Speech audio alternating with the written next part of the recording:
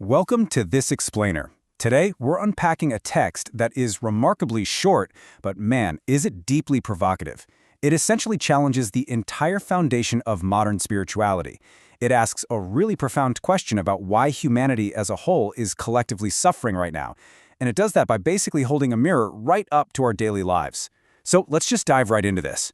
The author of this text absolutely doesn't hold back. They're making the argument that our spiritual priorities are, well, completely inverted. Let's trace their logic step by step and figure out exactly what they mean by this massive spiritual reversal. Right out of the gate, the author sets a really serious contemplative mood. They ground their whole argument in this incredibly intense verse from the Quran, Surah Ash-Shura 42:35, which reads, "Those who dispute our signs shall learn that they have no escape." The author actually notes that just reading this verse is scary. And you can see why, right? It establishes this tone of ultimate accountability. This is absolutely not a text about light, feel-good spirituality.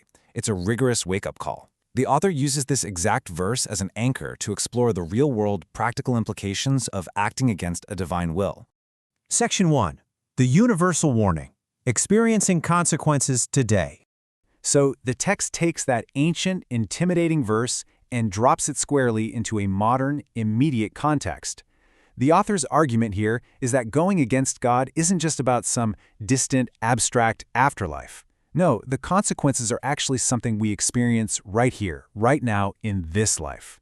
The text makes it super clear that acting against the divine blueprint generates immediate, tangible friction in our everyday existence.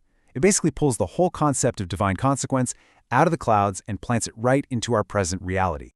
And from that premise, the text poses this incredibly sweeping, challenging thought. The author writes, "Honestly, I think the entire humanity today is against God." Now, it's absolutely crucial to note the perspective here. They are explicitly saying this isn't just about one specific group of people acting out. It's a universal thing. The author is suggesting there's been a collective, global drift away from divine intention, which really sets the stage to explain exactly how we've all managed to get it so wrong. Section 2. The Spiritual Reversal. The commodification of faith. Okay, so here is where the text identifies the root cause of all our collective issues. The author boldly calls out the current state of spiritual leadership. They point directly at modern spiritual teachers, arguing that these figures are mostly just concerned with simply making life easy for us. According to the text, these teachers essentially use God as a tool for our own convenience. The critique here is that faith has been totally commodified into this self-help mechanism. It strips away any sense of duty or obedience and replaces it with a comforting but ultimately hollow, transactional relationship with the divine. This right here brilliantly illustrates the fulcrum of the author's entire argument. It's like a giant puzzle we put together backward. On the left side, we have what I want from God, and on the right, what God wants from me. The author is saying our modern spiritual focus is entirely upside down. We spend literally all of our energy on the left side of the equation, right? We're asking for comfort, success, ease, but we completely ignore the right side. We've inverted the relationship, treating the divine like a vending machine for our desires, rather than stopping to ask what's actually required of us. And because of this massive spiritual inversion, the text argues that there is a very clear, very tragic result. We're suffering. And again, the author really emphasizes that it's not just one group, it's the entirety of humanity that is suffering. But instead of looking inward at this root cause, our inverted relationship with the divine, what are we actually doing about it? We're just spending our time blaming each other. We point fingers across the aisle, across borders, across different ideologies. The author even drops in this striking observation, giving their opinion that even children are better than us at this, which really highlights the total immaturity of our constant, deflective blame games. Section 3. The Unasked Questions. Ignoring the Divine Blueprint.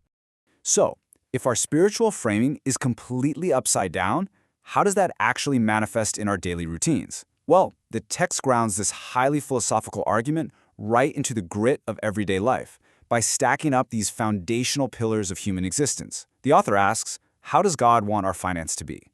How does God want our society to be? How got our selling and buying? How does God want us to raise our children? The text points out how much of our daily existence, literally the mechanics of how we live, trade, and build families, is executed without us ever pausing to consider if there's a divine blueprint for them. To really hammer this home, the author uses a very specific example. They write, "Today, we talk about Islamic finance, but where is God's finance?" Now that is a fascinating distinction. The author is questioning whether our modern religious labels, these systems we've created and just stamped with a spiritual brand name, truly reflect how God actually wants those systems to be run. It's a sharp critique of human-made institutions that claim divine authority without necessarily aligning with divine intent.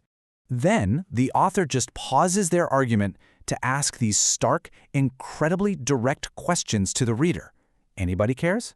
Anyone knows? It's a moment of necessary friction. The text is literally demanding that we reflect on whether anyone, anywhere, is genuinely trying to discover God's intent for our society. Or are we all just blindly coasting on our own assumptions, slapping religious labels on things just to feel better about ourselves? Section 4. Seeking the Truth. The Fearless Path Forward. So, having laid out this massive problem, the explainer concludes with this incredibly powerful thought straight from the text. Truth seekers never fear, because they are not afraid of being wrong, because they are seeking the truth. To fix our backward spirituality, the author suggests we have to become fearless. I mean, why are we so afraid? Often it's something because we're afraid of having our current worldview dismantled. We're terrified of finding out that the way we buy and sell, the way we run our societies, and even the way we practice our faith might actually be wrong. But the author argues that true seekers of the divine blueprint shed that fear entirely. So as we wrap up this explainer, I'll leave you with this final provocative thought. Are you brave enough to stop asking what you want and start fearlessly asking what is wanted from you, even if the answer proves your entire way of living wrong?